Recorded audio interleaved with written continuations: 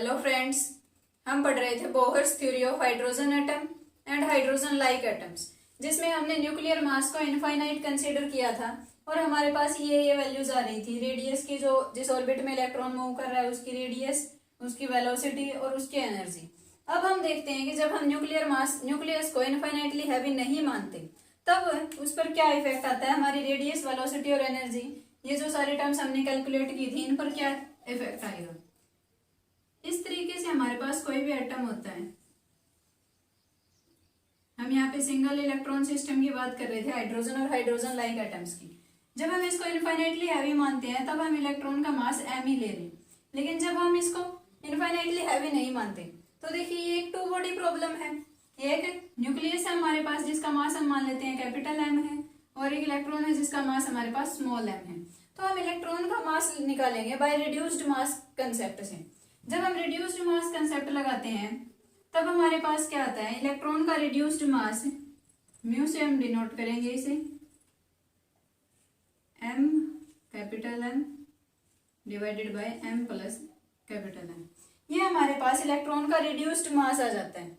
अब इस म्यू को हम कहाँ रखेंगे, जहां जहां पे हमारे पास m आ रहा था वहां पर हम म्यू को रखेंगे। म्यू की वैल्यू क्या है, m into capital M divided by m plus m।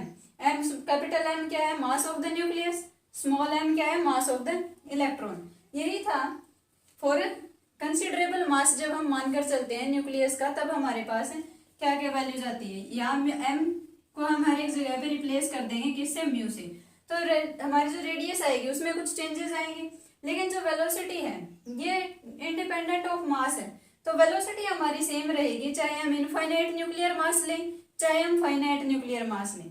अब आगे हम इसमें डिस्कस करेंगे स्पेक्ट्रम ऑफ हाइड्रोजन एटम और spectrum of hydrogen atom for infinite nuclear mass, और फिर हम डिस्कस करेंगे फाइनाइट न्यूक्लियर मास के लिए spectrum of hydrogen atom.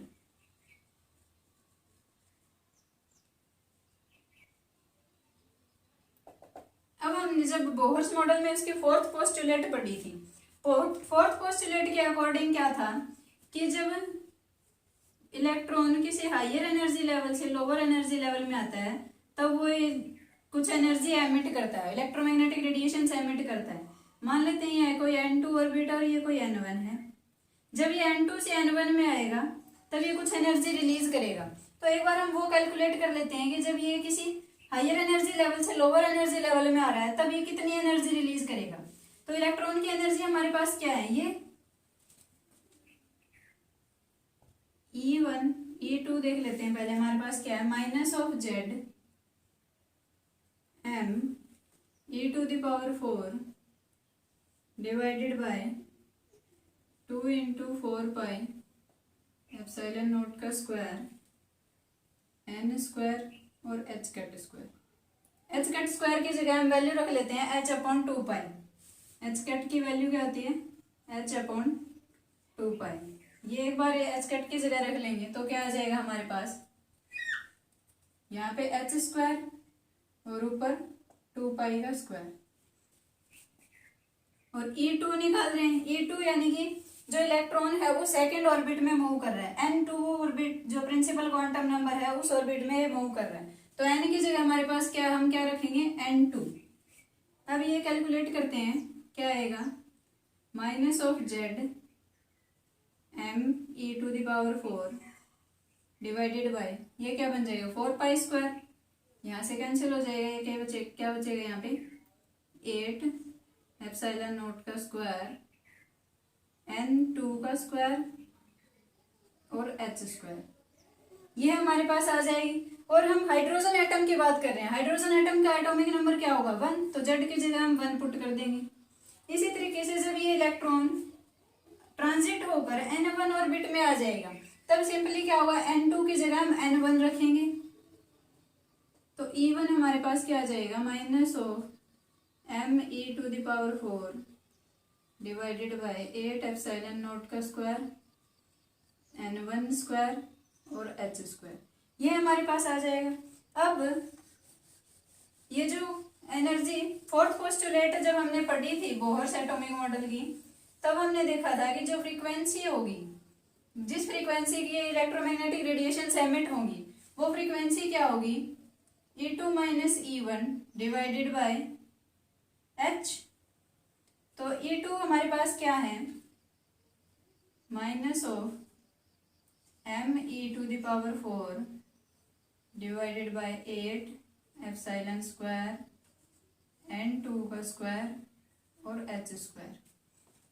E1 minus minus plus हो जाएगा, क्या आ जाएगी, me⁴ 8 एप्सिलॉन नॉट का स्क्वायर n1 का स्क्वायर और h का स्क्वायर। अब इन दोनों में डिफरेंस क्या है, n1 और n2 का, तो बाकी सारी टर्म्स हम कॉमन ले लेंगे।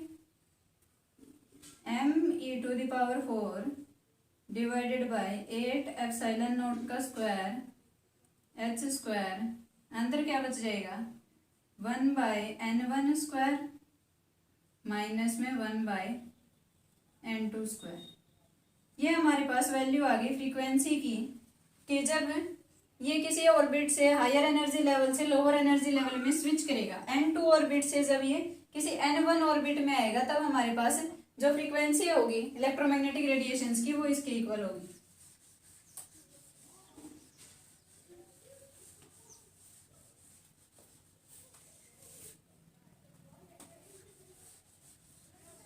अब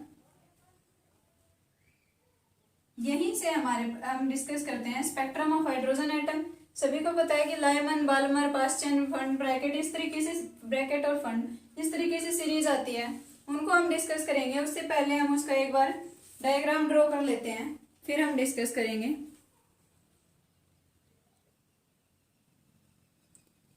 हमने डायग्राम ड्रॉ कर लिया है।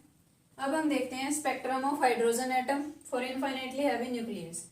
अब यहाँ पे हमने फ्रीक्वेंसी निकाल ली, किसकी, इलेक्ट्रॉन की फ्रीक्वेंसी। जब इलेक्ट्रॉन किसी भी n2 ऑर्बिट से आ रहा है, किसी n1 ऑर्बिट में ट्रांजिट हो रहा है, तब वो ये फ्रीक्वेंसी की रेडिएशंस एमिट कर रहा है। अब न्यू को हम क्या लिख सकते हैं, c/λ, c/λ, और c हम इस साइड ले आएंगे नीचे, तो ये क्या हो जाएगा, 1/λ। c हम यहाँ पे डिवाइड करवा देते हैं।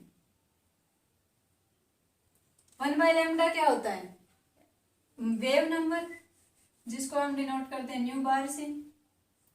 तो ये हमारे पास आ जाता है। अब इससे हम हाइड्रोजन एटम का स्पेक्ट्रम डिस्कस करते हैं। हाइड्रोजन एटम के स्पेक्ट्रम में क्या आती है, सीरीज आती है, लाइमन, बाल्मर, पास्चन, ब्रैकेट और फंड। अब लाइमन सीरीज क्या होती है, जब कोई भी इलेक्ट्रॉन किसी भी हायर एनर्जी लेवल से आता है n=1 ऑर्बिट में, फर्स्ट ऑर्बिट पे ट्रांजिट होता है। जैसे कि ये ऑर्बिट है फर्स्ट ऑर्बिट, देन ये सेकंड, थर्ड, फोर्थ, इनका प्रिंसिपल क्वांटम नंबर 1 2 3 4।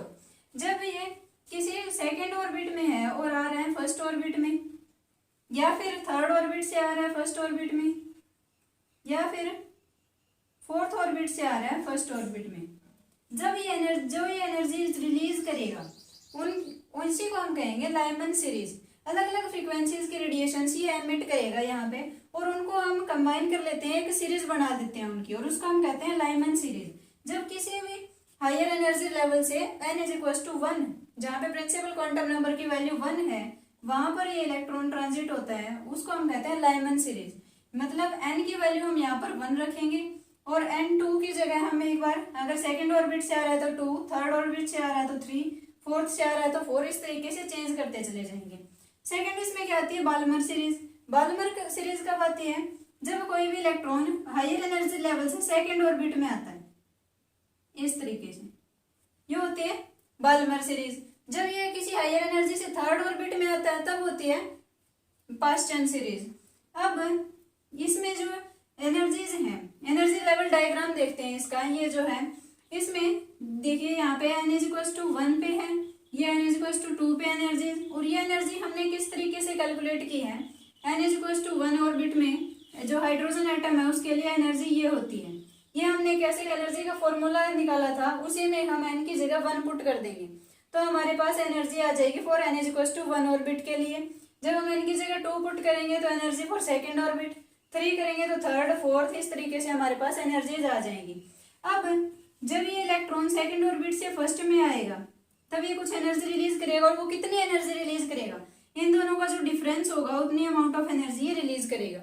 और जब ये थर्ड ऑर्बिट से फर्स्ट में आएगा तब दिस ये माइनस ये वाली एनर्जी, इतने इन दोनों का जो एनर्जी डिफरेंस होगा उतनी एनर्जी ये एमिट करेगा।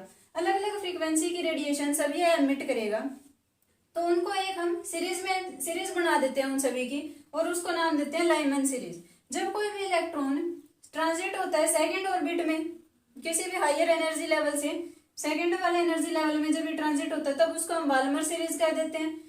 थर्ड में आता है तो पास चेन, फोर्थ में आता है तो ब्रैकेट, फिफ्थ में आता है तो फंड। ये अलग अलग एनर्जी लेवल से इस तरीके से आ जाते हैं। अब क्या है कि क्या इलेक्ट्रॉन कोई भी अमाउंट ऑफ एनर्जी रिलीज कर सकता है? नहीं। इलेक्ट्रॉन क्या करेगा, सिर्फ discrete amount of energy release करेगा जो कि इनके डिफरेंस के इक्वल होगी। अगर यहाँ से यहाँ तक आ रहा है तो इस एनर्जी लेवल ये एनर्जी माइनस ये एनर्जी उतनी अमाउंट ऑफ एनर्जी रिलीज करेगा। अगर यहाँ से यहाँ तक आ रहा है तो दिस माइनस दिस इतनी एनर्जी वो रिलीज करेगा। इस तरीके से वो अगर बीच में कहीं नहीं रुक सकता, मतलब बीच की कोई भी एनर्जी लेवल हो और दिस ये माइनस अगर हम यहाँ पे जो भी एनर्जी वो माइनस करेंगे तो उतनी अमाउंट ऑफ एनर्जी रिलीज नहीं कर सकता, क्योंकि जो इलेक्ट्रॉन है सिर्फ उसी ऑर्बिट में आएगा जहाँ पे उसका एंगुलर मोमेंटम क्वांटाइज्ड है, तो वो बीच में कहीं नहीं रुक सकता। वो एक fixed amount of energy release कर सकता है, और वो एनर्जीज ये अलग अलग होती हैं, लाइमन में अलग, बाल्मर में, पास चेन, ब्रैकेट, फंड। यहाँ पे आप कैलकुलेट कर सकते हो। लाइमन में जब ये 2 से 1 पे आ रहा है तो इन दोनों का एनर्जी डिफरेंस, से थर्ड से 1 में आ रहा है तो इन दोनों का एनर्जी डिफरेंस, इतनी अमाउंट ऑफ वो एनर्जी रिलीज कर सकता है। अब ये हमने देखा था न्यूक्लियर मास को इनफाइनाइट लेकर। जब हम फाइनाइट न्यूक्लियर मास लेते हैं तो सिंपल हम एम की जगह क्या करेंगे, म्यू रख देंगे। म्यू हमारा क्या था, बाय रिड्यूस्ड मास कंसेप्ट से m into M divided by M plus M, और वो आ जाएगा हमारे पास for the considerable nuclear mass के लिए, effect of nuclear mass on the spectrum of hydrogen atom. तो यही था स्पेक्ट्रम ऑफ हाइड्रोजन एटम। आज के लिए इतना ही। Thank you so much.